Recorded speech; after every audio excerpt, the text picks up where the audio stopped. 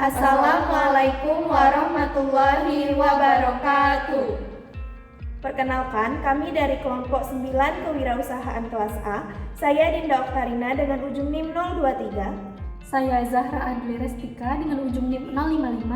Saya Nesya Rahmi Badri Atowo dengan ujung NIM 009. Pada video kali ini, kami akan membahas mengenai usaha kecil menengah.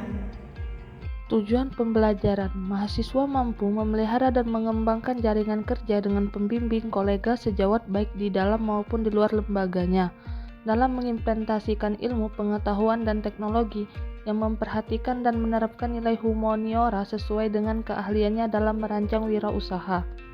Materi singkat, usaha mikro, kecil, dan menengah (UMKM) merupakan salah satu pilar utama perekonomian Indonesia karena berperan penting dalam penyediaan lapangan kerja dan pemerataan pendapatan masyarakat. Sebelum istilah UMKM digunakan secara luas, istilah yang lebih dahulu dikenal adalah usaha kecil dan menengah (UKM). Menurut Keputusan Presiden Republik Indonesia Nomor 99 Tahun 1998, usaha kecil didefinisikan sebagai kegiatan ekonomi rakyat berskala kecil yang sebagian besar merupakan kegiatan usaha kecil yang perlu dilindungi agar tidak tersisih oleh persaingan usaha yang tidak sehat. Bahan atau sampel yang digunakan yaitu UMKM pedagang kuliner. Pembahasan singkat. UKM berperan besar dalam menggerakkan ekonomi daerah, menyerap tenaga kerja, dan mengurangi angka pengangguran. Data menunjukkan bahwa lebih dari 90% pelaku usaha di Indonesia adalah UKM, dan mereka menyumbang lebih dari separuh produk domestik bruto atau PDB. Artinya, tanpa UKM, roda ekonomi masyarakat tidak akan berjalan sekuat sekarang. Namun, kekuatan utama UKM bukan hanya pada jumlahnya, melainkan pada kemampuannya beradaptasi dengan kebutuhan pasar lokal. UKM di Indonesia sangat beragam. Salah satu sektor UKM yang paling berkembang adalah bidang kuliner, karena kebutuhan masyarakat terhadap makanan dan minuman bersifat terus-menerus dan menjadi peluang bisnis yang selalu terbuka. Kelompok kami merancang proyek berupa usaha kuliner lokal yang menjual makanan sederhana dengan cita rasa khas daerah. Terdapat beberapa tahap untuk mendirikan UMKM, yaitu 1. Menentukan gagasan bisnis. Pilih bidang usaha yang sesuai dengan minat, kemampuan, dan peluang pasar. Usaha bisa berupa ide baru yang unik atau mengembangkan usaha yang sudah ada namun masih memiliki potensi pasar besar. Yang kedua, perencanaan usaha. Menentukan produk yang akan dijual, memperkirakan biaya modal awal, bahan baku, lokasi penjualan, serta strategi pemasaran.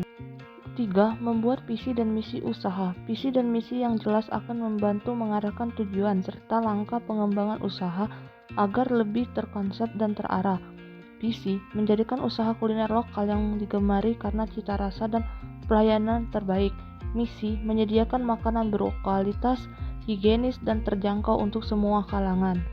Perizinan usaha, mengurus izin usaha mikro kecil atau IUMK di kelurahan atau dinas terkait agar usaha terdaftar secara legal dan bisa mendapatkan akses program pemerintah.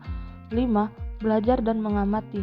Pelajari strategi pengusaha sukses dalam bidang yang sama, serta terus kembangkan pengetahuan agar produk dan manajemen usaha menjadi lebih inovatif.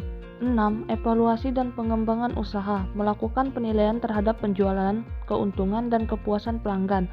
Hasil evaluasi digunakan untuk memperbaiki produk, strategi promosi, dan pelayanan agar usaha terus berkembang.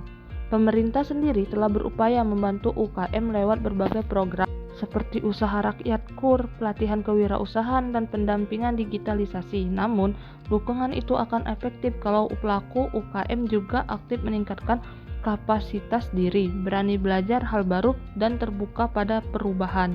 Adapun beberapa dasar hukum dan upaya pemerintah pemberdayaan UMKM berlandaskan pada pertama, UUD 1945 pasal 34 ayat 1 yang menegaskan kewajiban negara untuk memperdayakan masyarakat lemah dan tidak mampu. 2. UU nomor 20 tahun 2008 tentang UMKM. 3. UU nomor 11 tahun 2021 tentang Cipta Kerja.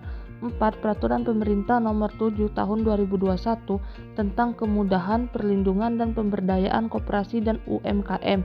5. Perpres Nomor 98 Tahun 2014 Permendagri Nomor 83 Tahun 2014 dan Peraturan Pemerintah Nomor 24 Tahun 2018 tentang perizinan berusaha terintegrasi. Terakhir, adapun kesimpulannya yaitu UKM merupakan sektor yang potensial dan memiliki dampak besar bagi perekonomian masyarakat. Dengan ide yang kreatif, perencanaan yang matang, serta semangat kerja keras, usaha kecil pun dapat tumbuh menjadi bisnis yang besar. Melalui proyek ini diharapkan masyarakat terutama generasi muda dapat termotivasi untuk berwirausaha, mandiri dan menciptakan lapangan kerja baru. Demikianlah pemaparan materi dari kami akhiri. Wassalamualaikum warahmatullahi wabarakatuh.